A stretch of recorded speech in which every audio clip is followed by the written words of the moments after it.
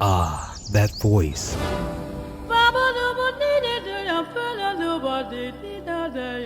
So heavenly and sweet.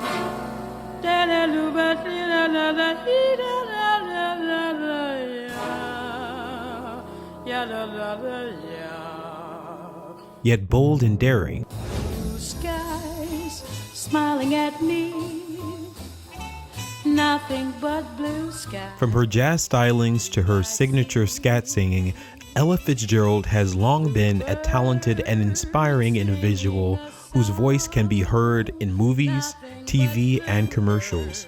Her public persona was that of a mild-mannered lady who was wholesome and demure. However, few knew what monsters lurked behind the curtain.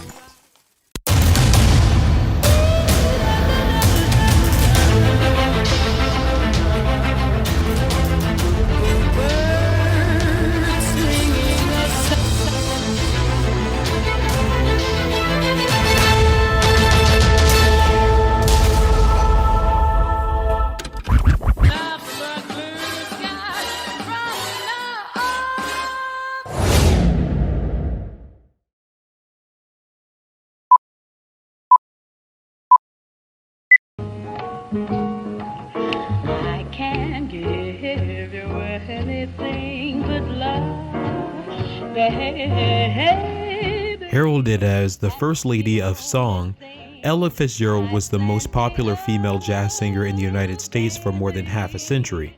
In her lifetime, she won 13 Grammy Awards and sold over 40 million albums. Her flexible and transcendent voice allowed her to effortlessly switch from sultry ballads to sweet jazz. She could even imitate any instrument in an orchestra. Her career boasts collaborations from the who's who of jazz, from Duke Ellington, Count Basie, and Nat King Cole to Frank Sinatra and Dizzy Gillespie, Benny Goodman, and not to mention Louis Armstrong. To myself,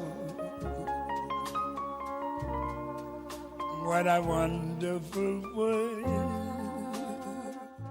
Ella performed at practically every well-known venue around the world and was adored for her voice and stage presence.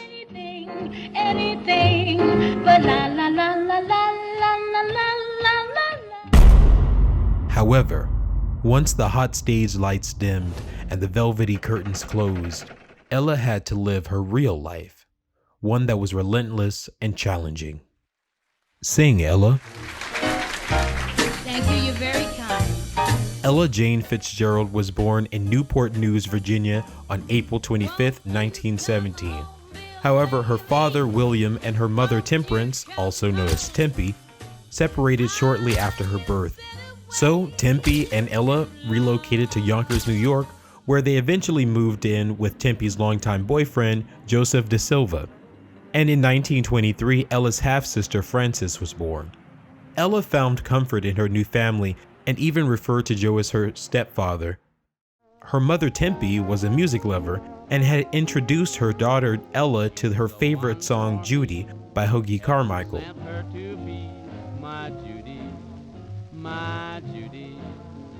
With the guidance of her father and the nurturing from her mother, Ella felt protected and loved. Who could ask for anything more? Their apartment was in a mixed neighborhood where Ella made friends easily. She was always a bit rough and considered herself more of a tomboy, even joining the local kids on the baseball field. Not only did she enjoy sports, but she also had a growing desire to perform. She would begin dancing and singing with her friends and would even make trips to the famed Apollo Theater in New York, at the height of the Harlem Renaissance. Jaded by her comfortable bubble in which she lived, Ella had no clue what destruction would befall. The subsequent Great Depression and all that came with it would continue to tear holes in the fabric of her happy and stable childhood.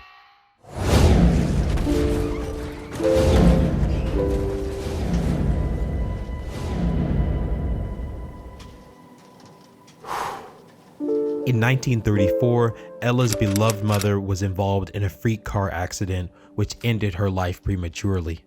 Shortly after, Ella's hardworking stepfather, Joe, who dug ditches to support his family, succumbed to a fatal heart attack, forcing her and her stepsister, Frances, to move in with their maternal aunt. With both of her parents gone, Ella felt a profound void, an unrelenting longing for the comfort of her family. Without this parental guidance during her crucial years of development, Ella turned to the streets and involved herself in illegal and risky activity.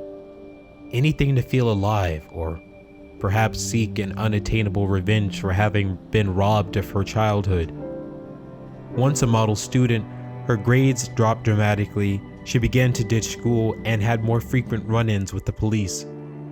At 15, it was not long before Ella's misguided teen angst landed her in a prison reform school. These were dark times for Ella, as she was routinely beaten and abused by her caretakers. Here she was, 15, in the dark and chilling chambers of her mind, yet the air still perfumed with the funerary lilies of her beloved parents, now all but a captive behind the iron bars of an American governmental institution.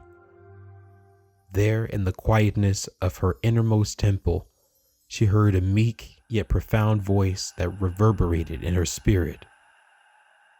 The path that she had chosen was not the way. Once Ella was released, the brightness of a new day convicted her heart and challenged her to choose a new way, a better way. As a teen, Ella continued to perform with her friends when in 1934, her name was randomly pulled to perform at the famed Apollo Theater in Harlem during their weekly amateur hour.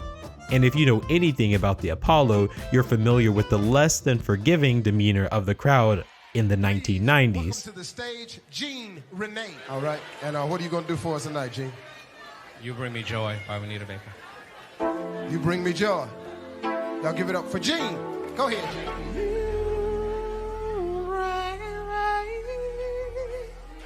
Jean.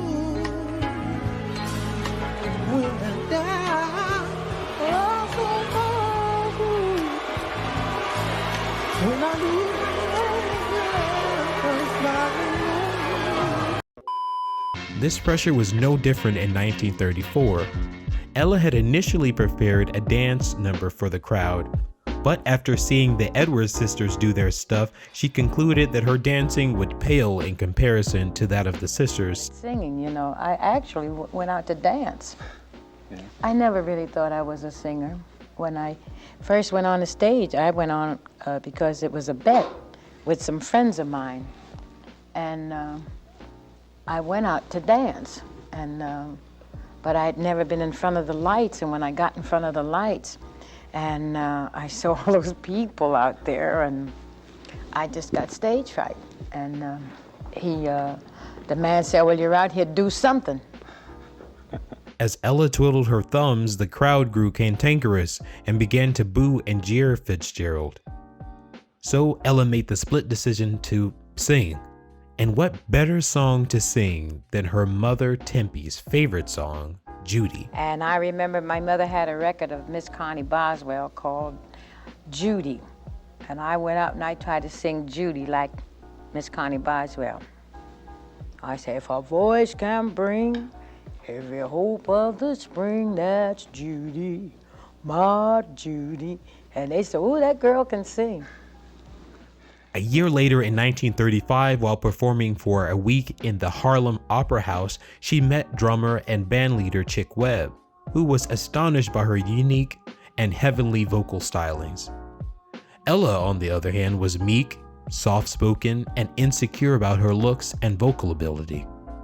In fact, during her audition, Chick reportedly whispered to his fellow producer, "You're not gonna put that on my band stage, are you?"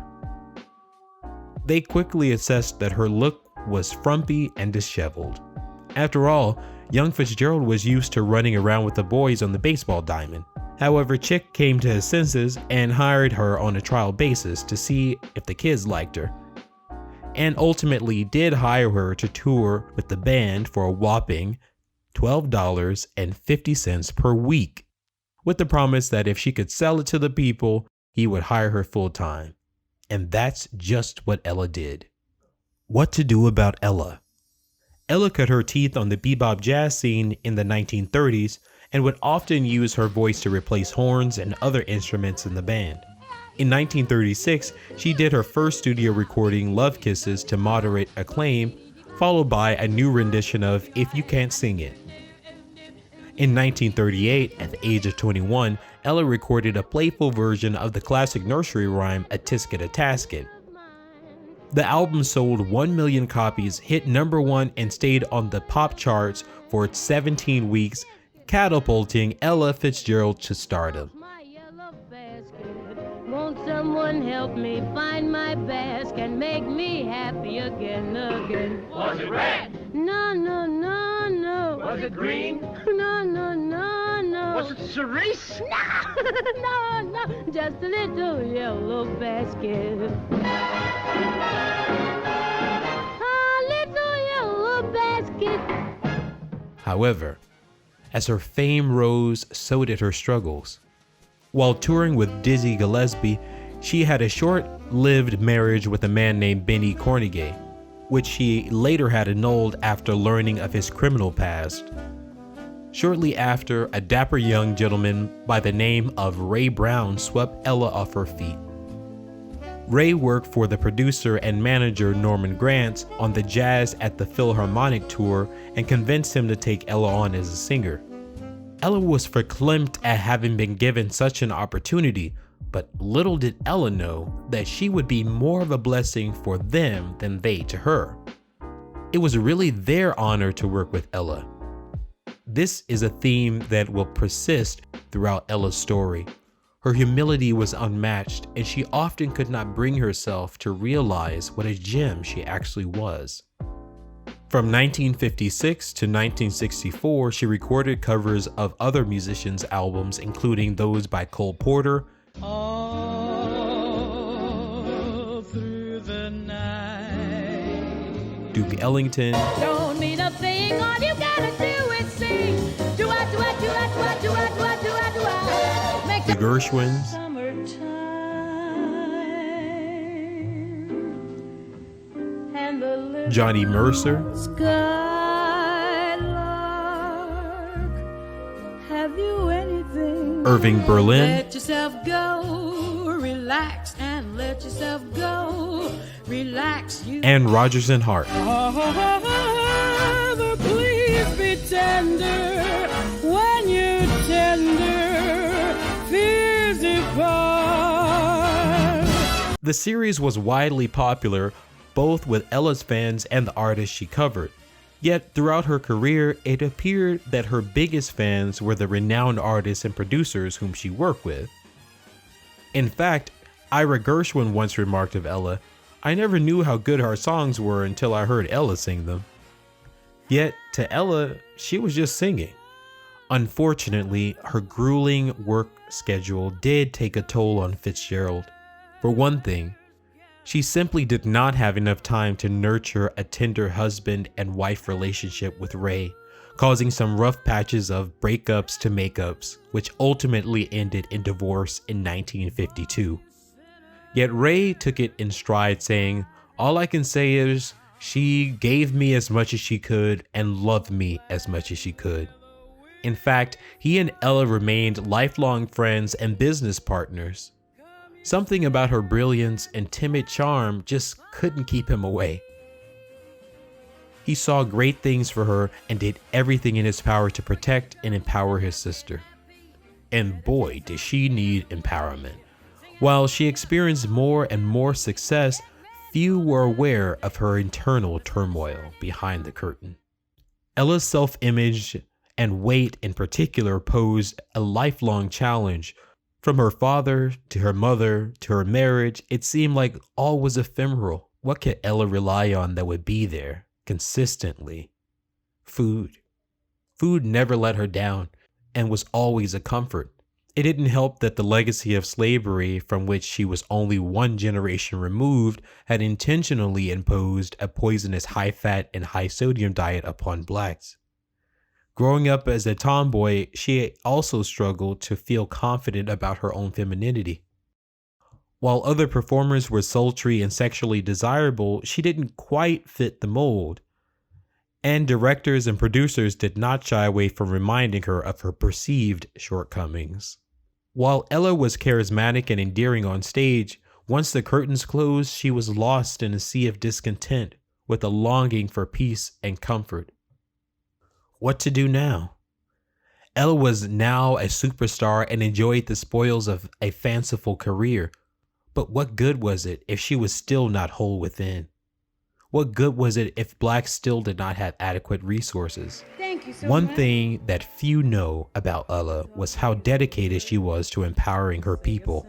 For one thing, she refused to perform in front of segregated audiences.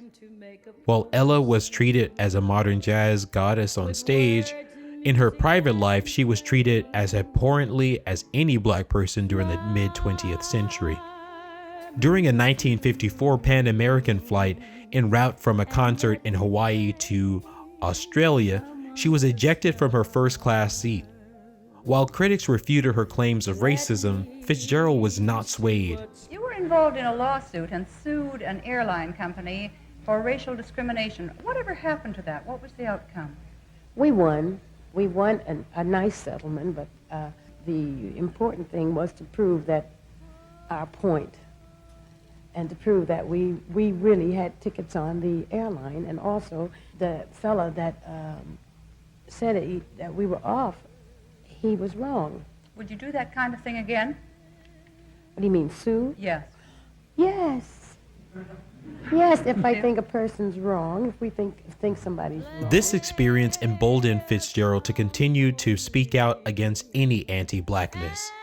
In 1955, during a performance at the Houston Music Hall in Texas, local police decided to call her bluff and arrested Ella and her other bandmates, claiming that the band was illegally gambling.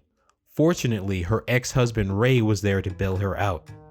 Ella would then garner the support of other musicians and Hollywood stars of the like. Even Marilyn Monroe spoke on Ella's behalf.